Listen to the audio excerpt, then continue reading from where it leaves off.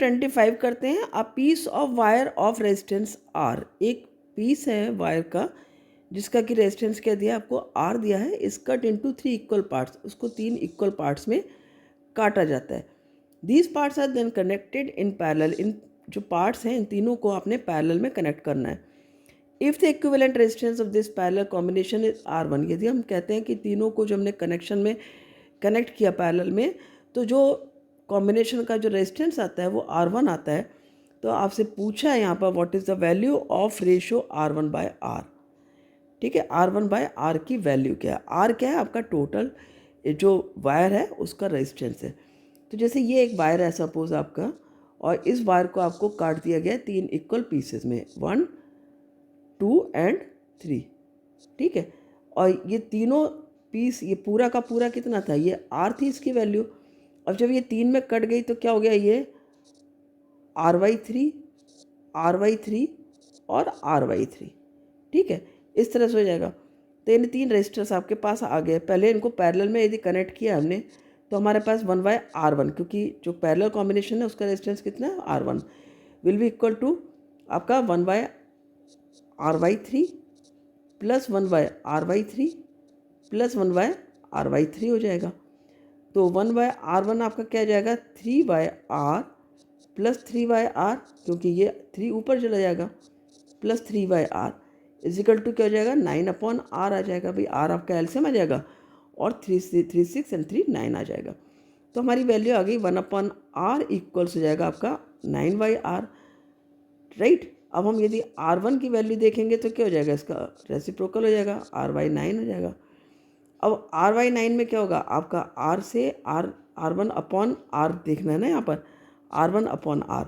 तो हम क्या करेंगे यहाँ पर, R1/R क्या हो गया आपका, इक्वल्स हो जाएगा 1/9, क्योंकि ये R आपका नीचे आ जाएगा डिनोमिनेटर साइड में, और 1 ऊपर आकर के 9, ये आपका यहाँ पर आंसर आ जाएगा। ये आपकी वैल्यू आएगी जो कि इस क्वेश्चन में आपसे पूछी गई है। R1/R की वैल्यू इस तरह आ जाती है। समझ में आ गया। तो कभी भी कोई वायर है, R दिया है कि उसका काटा है 2 पीस में, 3 पीस में, 4 पीस में, जितने भी तो R/3 कर देंगे। पैरेलल कॉम्बिनेशन मतलब जो भी दिया है 2 या 3 पीस में, तो उस तरह से हम R/2 R/3 कर लेंगे उस हिसाब से। फिर उनको पैरेलल में कॉम्बिनेशन में करना है तो इस तरह से हम ऐड करेंगे, हमेशा याद रखना है। ठीक है, अब इसका ऑप्शनल पार्ट करते हैं। Refer to the image below and state how the magnetic field pattern indicates regions where the magnetic field is stronger outside the magnet. यहाँ पर पूछा आपसे इस इमेज को देख कर बताना है आपको कि मैग्नेटिक फील्ड लाइन का जो पैटर्न है वो क्या इंडिकेट करता है कि किस रीजन में मैग्नेटिक फील्ड स्ट्रॉन्गर है मैग्नेट के बाहर।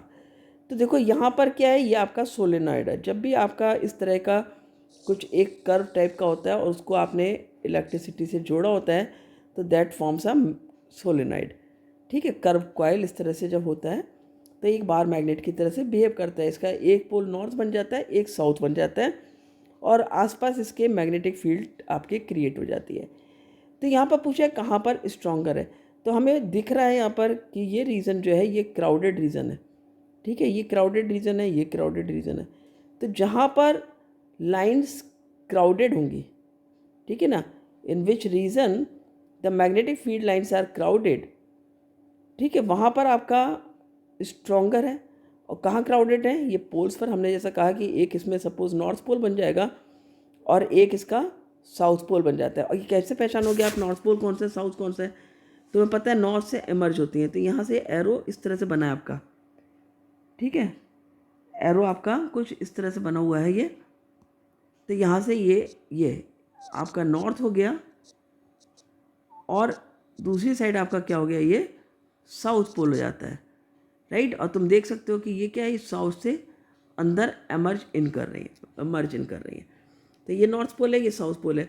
तो पोल्स पर आपके स्ट्रॉन्गर होती है फील्ड, और जैसे जैसे हम पोल से दूर जाते हैं आप देख रहे हो कि यहाँ पर कम होती जाती है स्ट्रेंथ। ठीक है, यहाँ पर लाइंस क्राउडेड नहीं है दूर।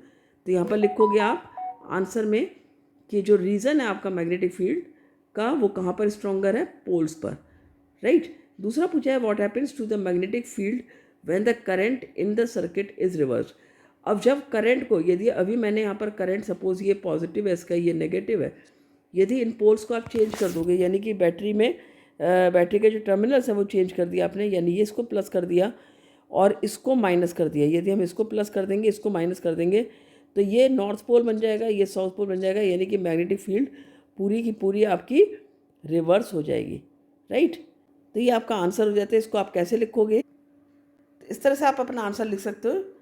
पूरा आपको कंप्लीट 2 मार्क्स मिल जाने इस तरह से लिखने पर आंसर।